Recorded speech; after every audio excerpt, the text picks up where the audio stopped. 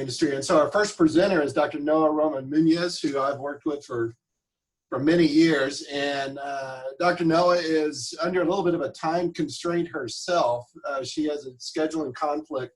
And so what I'm going to ask is that if anyone has any questions for her, if y'all could just type those in during her presentation, and then she'll be able to quickly answer those before she has to exit the webinar. So Noa, it's all yours. Thank you, Dave. So I hope everybody can see my screen right now. I am very thankful to HICAHS as they funded this work that I'm about to share with you on dairy worker perspectives of performing euthanasia as an essential component of their job. And the topic is heavy, right? It's euthanasia, but this research team that I've listed on the screen makes it fun, and they're rock stars. So I just wanted, my apologies, I just wanted to thank every person here, Drs. Katie Kramer, Liddy Edwards-Calloway, and Lawrence Towns, and then an amazing group of graduate students. So to give you a little bit of background, right, when we're talking about euthanasia, we're talking about intentionally ending the life of an animal to relieve pain and suffering. And there's much research on performing euthanasia and the impacts that that might have on humans when it has to do with small animal medicine and shelters. And from others' research, we know that it causes moral stress, that it's a cause of, for employee burnout and dissatisfaction. It, of course, causes psychological distress, and it's a risk for suicide in veterinarians and caretakers. And it causes that care-killing paradox, right, where those that are providing care to the animals that are intending for that animal to thrive at some point are going to have to kill the animal. In the case of livestock caretakers and veterinarians, the research on the impacts of performing euthanasia is extremely limited. And when we look at dairies, we know that dairy operations have to perform euthanasia regularly, right? And we know that the workers have a desire to limit animal suffering, but we also understand that there's a wide range of emotional states and levels of emotional distress within that population of animal caretakers. Previous work that we've done, also funded through HICAHS, showed that there's very limited awareness of job-related risks, and that the caretakers have this perception that animal handling injuries cannot be preventable. We also know that there's a big need for more training on euthanasia, including how to make timely decisions. And we know that that lack of training and lack of protocols does affect the timeliness. So animals are waiting to be euthanized much longer than they should. And so animal welfare is compromised. The objectives of this project were to identify caretaker perspectives on what is currently happening on euthanasia on the farms. How does euthanasia, in terms of methods and procedure, affect the attitudes of the caretakers and their job satisfaction and sense of well-being? We also wanted to identify support networks that they might have at work, at home, and in the community, and perhaps identify potential strategies for improving euthanasia training and other support programs on the farm. In order to do that, we conducted 12 focus groups on 5 large dairies in Colorado. We interviewed a total of 38 animal caretakers, and those were workers, area supervisors, managers, and a veterinarian. The focus groups were in either English or Spanish, according to the preferred language of the participants. And there were about 20 questions, and it took us about 1 hour to do each one of the focus groups, and the participants received a $25 gift card for their time and help. The focus groups were recorded, transcribed, plus translated from Spanish to English if needed.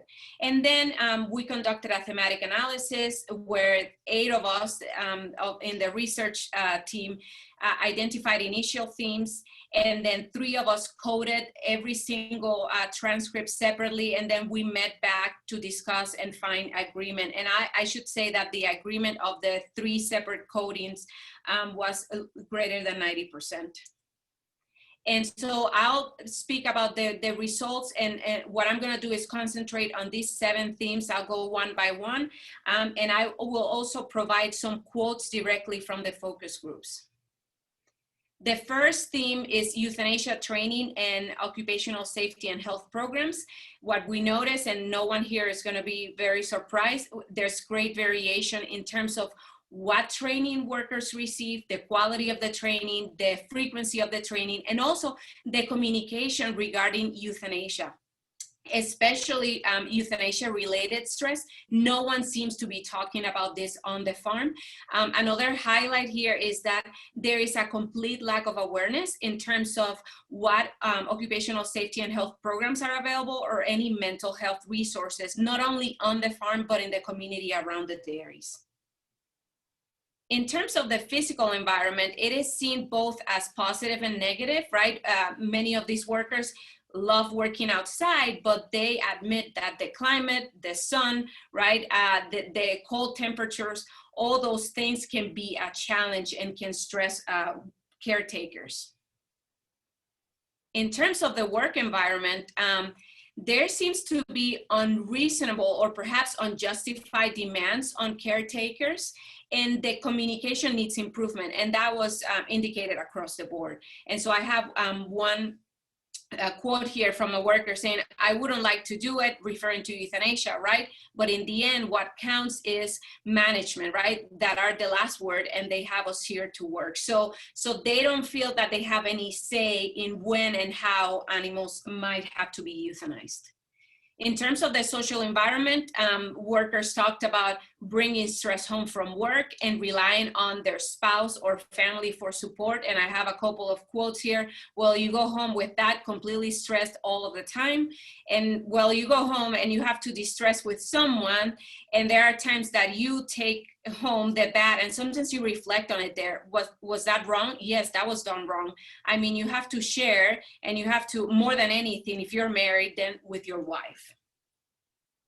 In terms of euthanasia protocols and procedures, just as with training, there's great variation among farms. And what really was brought up across all the people that we interviewed was that the decision-making, when I decide to euthanize the animal, that's the most stressful part of the process. It's not the act of euthanasia, it's the decision-making. And so I have a couple of quotes again. "And the hard decision is that making, the decision to kill her. Do I sell her tomorrow for meat, or do I kill her today? I euthanize today."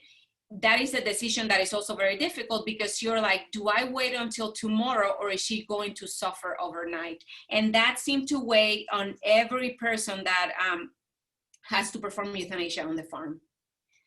In terms of animal welfare and human-animal bond, we saw this again in every person that participated. There's a strong animal bond, regardless of training or experience, and regardless of the size of the dairy. We have people here that take care of 4,000 animals, and they still feel a bond, and in particular with some animals, right, that they identify with. And euthanasia, of course, is seen as a tool to limit animal welfare issues. And so I have 2 quotes here. The first one says, "You have a cow that you've taken care of, who has worked with you and helped you to have a nice business and take care of you and your family. And it's hard when you see an old cow and she looks at you like, I just don't feel good." The next quote says, "Like my partner says, the decision is the hardest, the most difficult. It is for the good of the cow. Here, if we make the decision to kill a cow, it is because the cow really isn't going anymore, like we say here. Even if you want to sell, she won't go. If we are seeing that she won't get up, we make the decision, and it is for her own good." And then the last of the themes has to do with language used. There were a variety of terms and phrases that were used to describe the process of euthanasia. And what we were able to get out of this as a data set is that it is related, the language is related to the level of training and how comfortable workers are with the process. So on dairy operations where there's good quality, and timely training, people tend to use technical words like euthanasia. On dairies where the training is lacking, people tend to use euphemisms like put them to sleep or put them down. So we thought that that was really interesting. So there is a clear need for culturally responsive interventions and right, whether those are training programs or making workers aware of mental health resources that they have in their communities and a variety of other support systems. And I think we need to test these interventions for effectiveness on addressing euthanasia-related stressors, on improving euthanasia decision-making and practice, especially that decision-making. If the workers, if the caretakers don't feel at the end of the day that they are the ones having to make the decision, then I think that we can reduce some of that stress, and also the effectiveness in increasing animal well-being on dairy farms, because of all of that stress, we are affecting the timing of the euthanasia, and the cows, right, are perhaps suffering a little bit longer than they should. And so I just wanted to mention that we already got another grant funded by the Human Animal Interaction Pilot Grant Program, where we're going to test one of these interventions, and we'll do regular peer discussions where people can talk about what they have been experiencing on the farm, and maybe this is one of those interventions that could be applied to dairies from now on. And with that, I want to thank everybody for their time. And yeah, like Dave said, I'm more than happy to answer any questions that you post on the chat. Thank you. Yeah, no, we have one question from Anita. She compliments you on your excellent presentation, and she was wondering if you have come across any evidence that any supply chain breakdowns associated with the COVID pandemic have resulted in increased needs for animal euthanasia, and how this might affect the stress on workers. Absolutely, not necessarily on dairy, but I would say on animals that are destined to be part of the food chain. Absolutely. And so Lily Edwards Calloway, one of my partners, she is investigating that right now. So she's actually doing a survey on that, because workers have been absolutely stressed, and animal welfare has, of course, been impacted by this. Yeah, so there's more to come on that for sure. Thank you. Any other questions for Dr. Noa before she has to head out for another appointment? Okay, Noa, if there are any other questions that pop up, we'll send them your way. Thank you. You bet. Thank you.